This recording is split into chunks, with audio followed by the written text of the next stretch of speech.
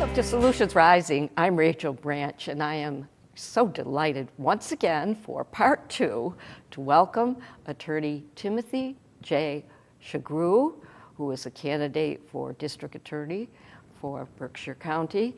And we have just completed part 1, and our viewing audience will be able to see both of those on channel 1301 in this area, but also links and all kinds of ways you're going to be able to see this program.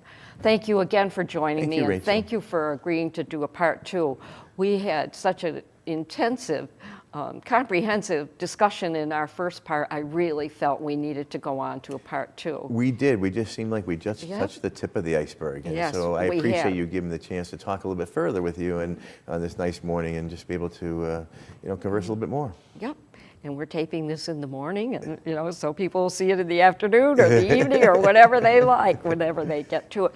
But I do want to backtrack a little bit and say, how did you decide to become attorney? What led you there? But also, particularly, why did you decide to become a candidate for district attorney for Berkshire County? Yeah, I'll tell you, when I answer the first question, why did I want to become a lawyer?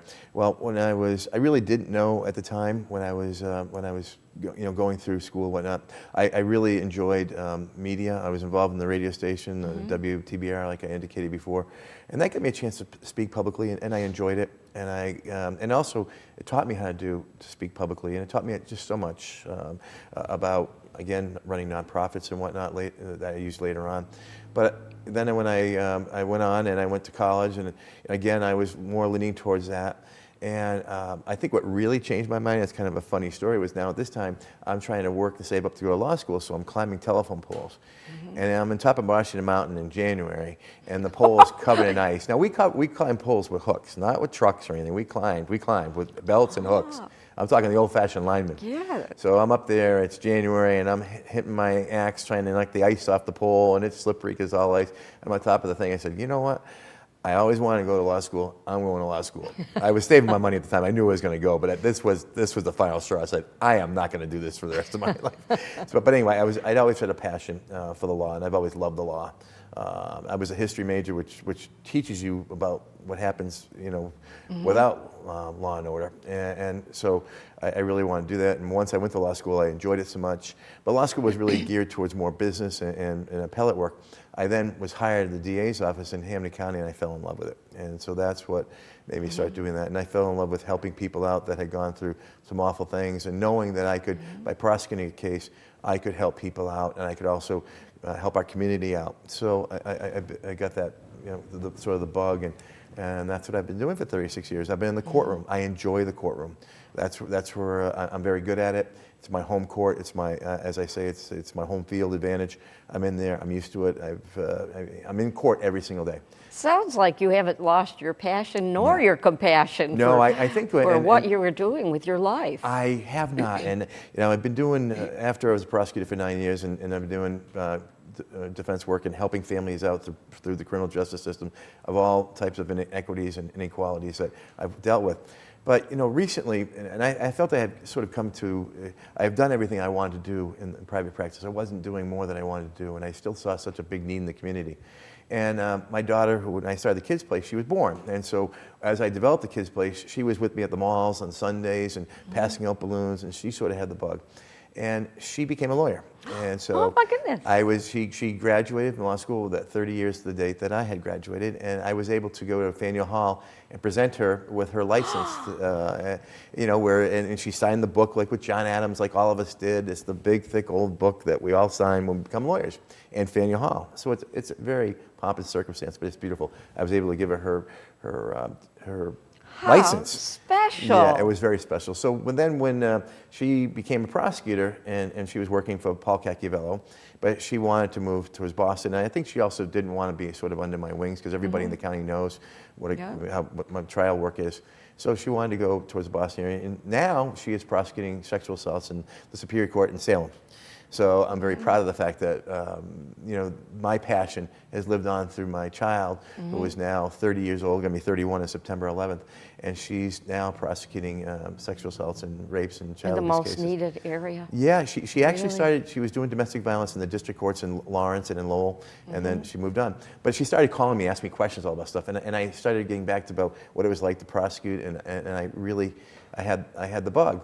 But, you know, I have a very successful business, and you know, I make a lot of money, so it was really hard to decide, well, do I really want to give this up and go back to the community? And I did, and I just was sort of missing it. I wanted to go back to develop the programs that I wanted to do. But more than that, I was getting called by so many people, law enforcement, social service agents, all these people that wanted me to get into this race and run.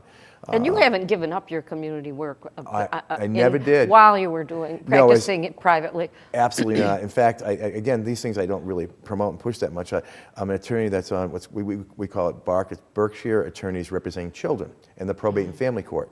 So I do pro bono work for children. In fact, last year I tried a 4-day trial representing 2 children in a divorce case. So I do that on my own. That we have to submit the bill. The bill that cost my office was $30,000, but we did that for free. And so I've been continuing to do that. And as I said, all children's issues have been really important to me, and so I've always done pro bono work for children. And actually, I was recognized by the SJC in the case Claremont versus Claremont. For our audience, SJC. Supreme Court of the United States, of Massachusetts. And the SJC they recognize me. Supreme Judicial Court? Supreme Judicial Court. Yeah, okay. So that's the top court, the appeals court Yeah. in Massachusetts, just like the Supreme Court, but it's our Yeah. state Supreme Court. Yes. And so they recognize me doing pro bono work for for a particular case, and I'm actually cited in the decision for doing pro bono work on that. So I've always done that. But when I saw what was happening in the last 4 years, I was very concerned. And I was concerned about the reduction in gun cases, the reducing minimum mandatory gun charges. I saw one that happened in December that the district attorney's office reduced down a gun case, and it was a person got probation, and that was a gun case that the district attorney's reduced down from a minimum mandatory jail sentence to a misdemeanor, and then that case was pled out. He's put on probation for 3 years, and that individual is now charged with murder for an April shooting, which was 3 months after that event. That concerned me.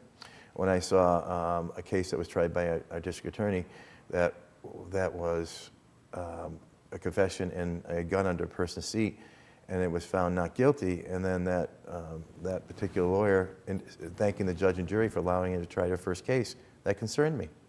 And then I saw a foster care case that I had known these people, and I know that they hadn't done it. It was DCF's responsibility, and the judge actually really quoted and indicated how poorly that case was handled by the district attorney's office. I know about that case. It's a sad And I know case. that couple, Yes. and they're friends of mine, and I was horrified. I was And I horrified. have over 20 years working in law, and it is beyond unconscionable. There aren't even enough words for how disgraceful that was and what that couple went through, that family Exactly. has gone through. And for a judge to turn around and say that, to say that this is not the type of actions I would expect from a district attorney's office, that this was not the way we do things. And that bothered me. And so I really didn't want to get into the race because I've been comfortable with my position. And plus, we're just coming out of COVID. So luckily, I had been ahead of the game when COVID hit, so I didn't have many cases that backlogged.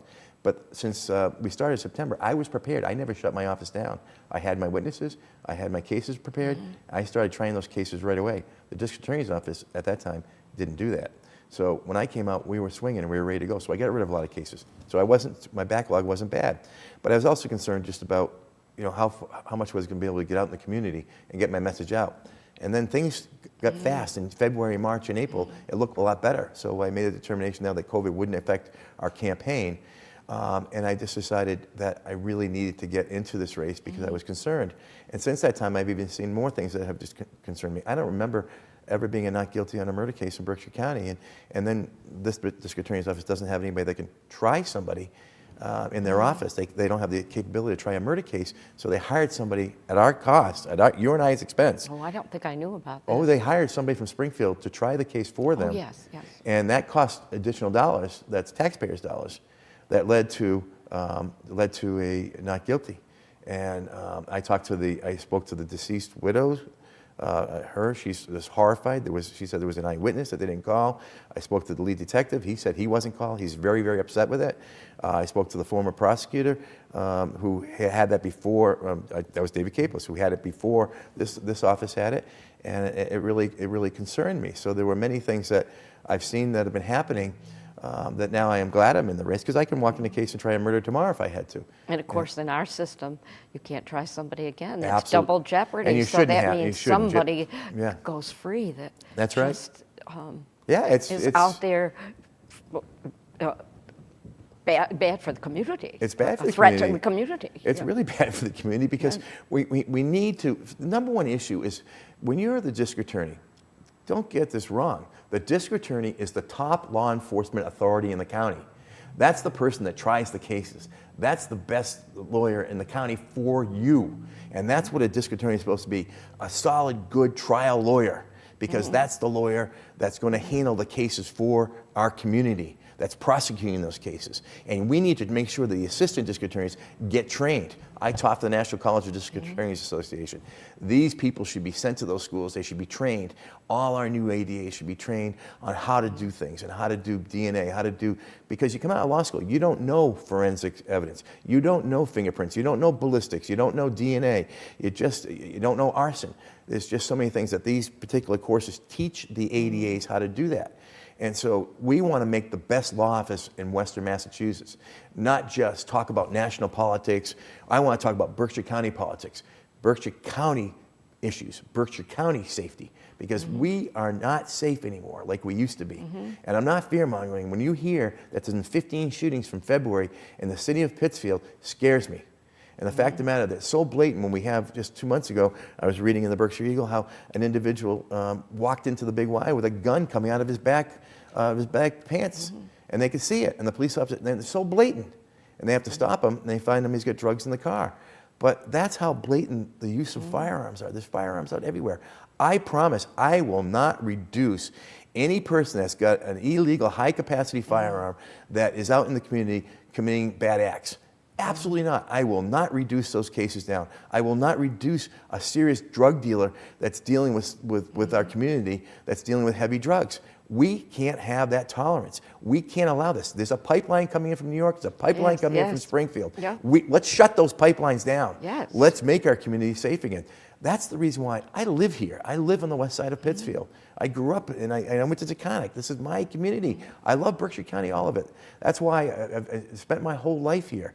You know, we have so many good things.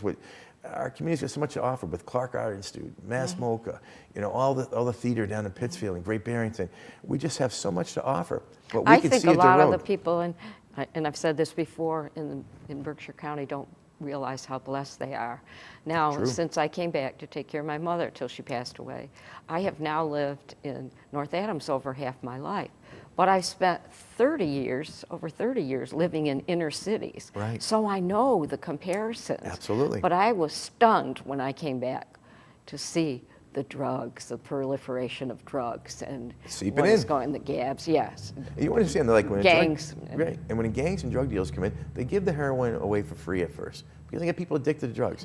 Then we get people that are trying to sell those drugs in order to support their habit, or they're stealing.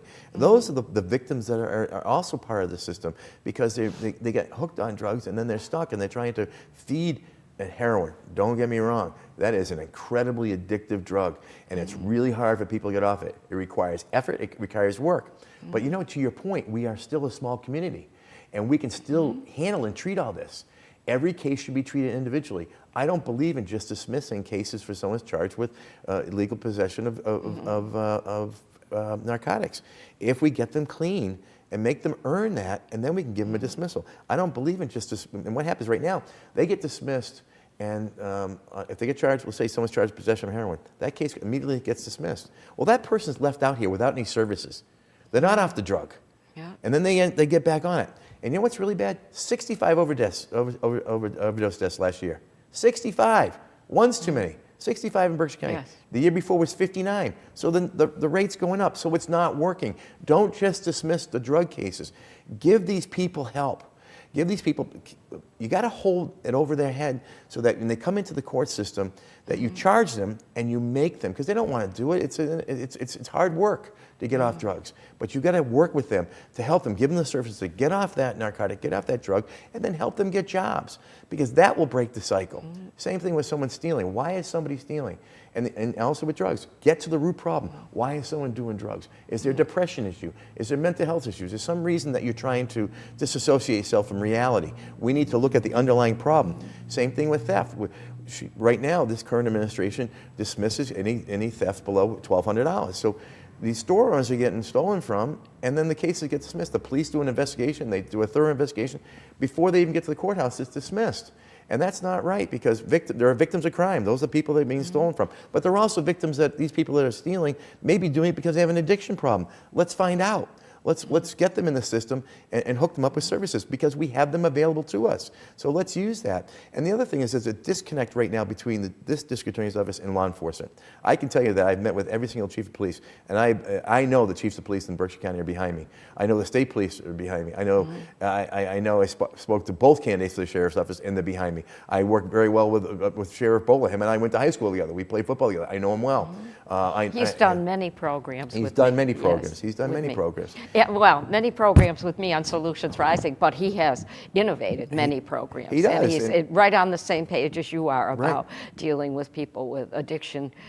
Horrible. I mean, my life has been affected in family and friends by addiction. Well, I would imagine everybody in this county, probably in the country, has been affected by somebody who's I agree with that 100%. Somewhere, that addiction process has touched somebody's family. Yes. Somehow, whether it's inconsequential or what is huge. And we've seen that everywhere. I lost a nephew in Pittsfield a year ago. And that's just, again, a death that shouldn't occur. Because if we had caught someone with drugs, let's help them get off the drugs. I can tell you that, I'm not just saying this, I've done it. 28 years when I've had people come in my office that were heavily addicted to heroin and drugs, and I work hard to get them off the drugs with various substance abuse programs and dealing with the underlying issue. Why are you using the drugs? Is there a depression issue? Is there a self-esteem issue? What is it? What's the root of all this? Let's get to the root. If we do that, we end the cycle. So you need aggressive prosecution, but at the same time, you need the criminal justice reform, which is to keep equality amongst everybody. We can't stop that. We always have to make sure people are being treated equal, because it's still a lot of, as you said earlier, a lot of inequities and injustices that still exist in this county. There's still a lot of bias and prejudice against people. Yeah. It still exists. You may not see it as blatant as you would somewhere else in the country, but it still exists. So we have to address it. I've been addressing that for 28 years. And when I hear I somebody think you've else probably been addressing it longer, because I think you grew up in a neighborhood where you had what I call a colorful neighborhood. We did. So you grew up with people who were friends, and because they lived in your neighborhood. Right. That's what I call an American neighborhood. That's part of when the demographics are changing in Berkshire County. Right. That is part of understanding the real history that has to come forward. Well, you have the to truth understand of this history. Yeah, the United States history is immigrants. Yes. Full of immigrants. And Everybody, we've got to welcome, except for the native peoples who were except for the native people that we treated so poorly. Yes. And still seeking justice for them, and still seeking justice for people who had been enslaved and their descendants. Right. Yes. But our county is getting a lot of new immigrant populations, and it's wonderful. Of course it Talk is. about, we used to do the ethnic fair. It's wonderful now. All this Latino and Brazilian and all these other communities and cultures that are coming in, African cultures, they're beautiful cultures, and we ought to embrace them, and we're trying to do that. That's what the United States is, the melting pot, and we want to do that. Well, I changed that. I wrote in a speech, I said, we're not a melting pot. We're strong because of the diversity of our cultures. That's I wrote right. that in a speech for the first black mayor of Boulder, Colorado, Penfield Tate, in 1974. Oh, my We're God. strong because of the diversity of our cultures. And I'm now saying, I think everybody needs to be acculturated. I lived in North Africa. If you live in different neighborhoods, different ethnic groups, you become acculturated because you learn, and how much fun it is to learn about somebody who might have come from India, or somebody who might come from China, somebody who might come from South Africa. And you learn about them and how great it is to realize this is what the United States is supposed to be. It's supposed to be about, and I love other people's cultures. I love learning about that. I love the foods. I love the traditions and the backgrounds. Yeah. But we have to. But a lot of people don't. Not everybody feels that way. A lot Oh, of no. people, but that happened historically over the years. We've always had, we've had inequities. So it's never going to go away because it's just, I don't know whether it's greed or just because of self-esteem or what people are. People put other people down. We can't allow that. And so if we see systematic racism, systematic gender discrimination, or systematic sexual orientation discrimination, we need to stop that. And that's a focal point that I've been dealing with for 28 years. As a defense lawyer, I have dealt with that. I've heard my opponent call me a right-winger. I'm a Democrat. I voted in my first election in 1978. I haven't missed an election since that time. I am a strong-hearted Democrat. And I Well, believe in that's Democrats. good because I'm unaffiliated. And you have to think about me. That's right. And I think we have real problems with both the parties now. It just, in Massachusetts, the Democratic Party is really predominantly, and that's not healthy.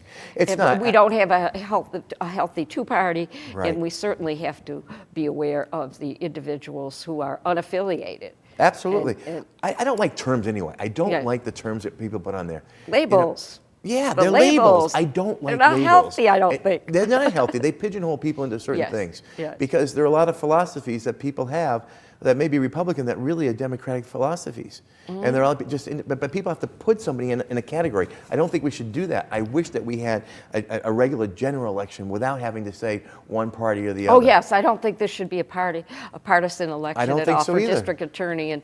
And you and I were talking before we started this second part about how do you think this really should be I think handled? first off, if it's going to be an elected position, there should be requirements that are required before you can run for the office. How much time have you spent as an attorney? How much trial work have you done? How much stuff have you done so that we get someone that comes in there qualified? Because it's the most important, again, it's top law enforcement authority in the county. That person needs to be trained. That person needs to have experience. That person needs to, because within your office, people are going to come and ask you, how do you do this? How do you do that? And if you haven't done that, you haven't been in the arena, you haven't been in the game, you don't have those answers. So Well, it's dangerous. The people who become judges, they have to have Absolutely. certain requirements. That's- You just they're- can't that's get a it. law degree and become a judge. Absolutely, you got to have 10 years worth of experience, and then you have to go through a whole vetting process. Unfortunately, we don't have that here, so you can get somebody that doesn't have any experience and do it on a political basis and not on a qualification basis, and that's a bad situation. So if you have someone that's doing politically and talking about national political issues versus talking about what's really the issue, which is the effective law enforcement and effective use of the district attorney's office within our community, within our county. And you need to have lived this life and done that, like I have done, representing people that have been wrongly accused or people that have been treated poorly in the system.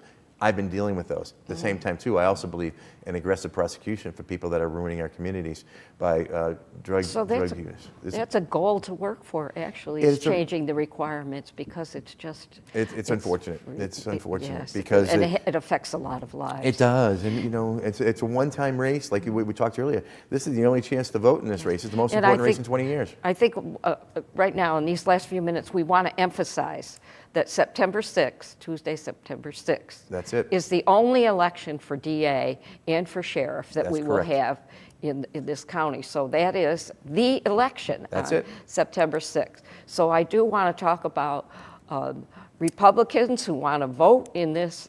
And we could go through that again.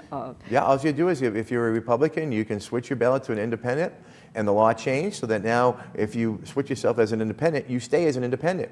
So when you leave the booth, you're still as an independent. So you can still vote next year in the Republican primary or the Democratic primary. You can do that now up until August 27th, but you have to do it on or before August 27th. It's the 27th. 27th of August, yes. And then you can vote, and if you've done it this year, you'll be able to vote in this primary. And this is, again, it's the most important election that we've had Yes, it is. in the last 20 years because this is dictating the safety of our community for the next 4 years. Yeah. And there's two important races that everybody should get involved in. We're posting our website. I encourage people to read that. I encourage people to go on our Facebook site, which is Timothy. It's on my. I think you have it up on the Yes, screen. it'll be on the screen. Yeah, and so I really wish people would get to know what we're all about. That will help you. But it's so important. You've got to get out and vote. I don't care what your issues are. Go out and vote. I don't care who you're voting for. Get out and vote. Just vote. I care who you're voting for. All right, so I'm being disingenuous. But early voting is Saturday, August 27th. Correct.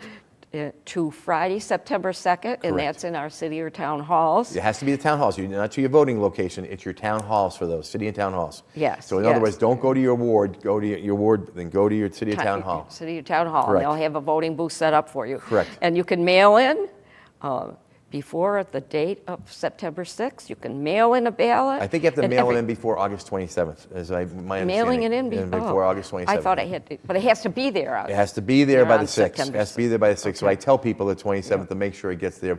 It has to be received by the town. If you drop it off, that's one thing, but it has to be received by the town by 8 o'clock on September 6th. And unaffiliated voters who do a mail-in vote, they'll ask you to pick a ballot, so you have to pick a Democrat one because it's the only one we got. There's no Republican in this election. Correct. For district attorney. That's correct. It's just the Democrat. This is it. September 6th. That's the end of it, and that's the race, and it means a lot. And so, you know what? We hope that you get out. We hope that you vote for Attorney Timothy J. Shugrue for district attorney on September 6th. So. Absolutely. So your final thoughts, because we've got a couple of minutes yet. Right. So. We could wind up this part too, and then I expect after you're elected, you'll come back and do another program with me. I'll tell you one thing. I'm a reachable person, and I'm a person in the community. I've been going to events and stuff, not just in this election, always. And I'm always reachable, and I'll always be available. So anytime you want me on, I'd be happy to come up here and be on your show and tell you what we're doing. And I've got a lot of ideas and missions coming down the road. Like I said, I want to do that drug. I want to just keep the drug court going, which has been going since 2016. I want to get the mental health court, and I also am talking with Northampton and Springfield. They have a regional veterans court. We don't have enough services here for veterans court here, but we can refer them to the Northampton Veterans Court because the VA is right there. So I have a lot of great ideas about what I want to do, just like I did with the kids' place. But at first I have to do is we got to tackle the backup of cases that haven't been prosecuted in the last 4 years. There's 9 murders sitting out there that need to get finished and prosecuted, and that needs to happen first. So I'll have my work cut out for me because I know that for 4 years there's been a lack of that prosecution. And of course, it's all about justice for all. That's it, exactly. Not some people, not a few people. Justice for everyone, justice for all. Absolutely. And that's an ongoing goal in the United States to continue to fight for. And I'm very glad that you put that as your campaign message. That's my number one message, is that it's not just about justice for you or justice for me, it's justice for all. Yeah. And we say, just so I can conclude with, is that what we say is Shugrue for you. What that means is I like that. Yeah, Shugrue for you, because I'm here for you. Yeah. Rachel, you've got a question, you want to know it? I'll be available to you. You want to talk about something? I'll be available for you. I went and talked to the firefighters last night in Adams. I said, I'm here for you.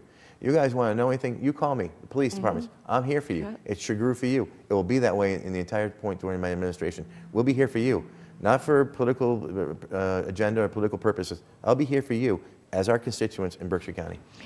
And on that note, Shugrue for you, Attorney Shugrue, thank you so much for being my guest on Solutions Rising. And if each one of us picked up one problem and solved it, imagine the incredible view we would all have of Solutions Rising. And justice for all is certainly a solution that each and every one of us should work for hand in hand with Attorney Timothy J. Shugrue. Thank you for Rachel. being my Thank you. guest. Thank you.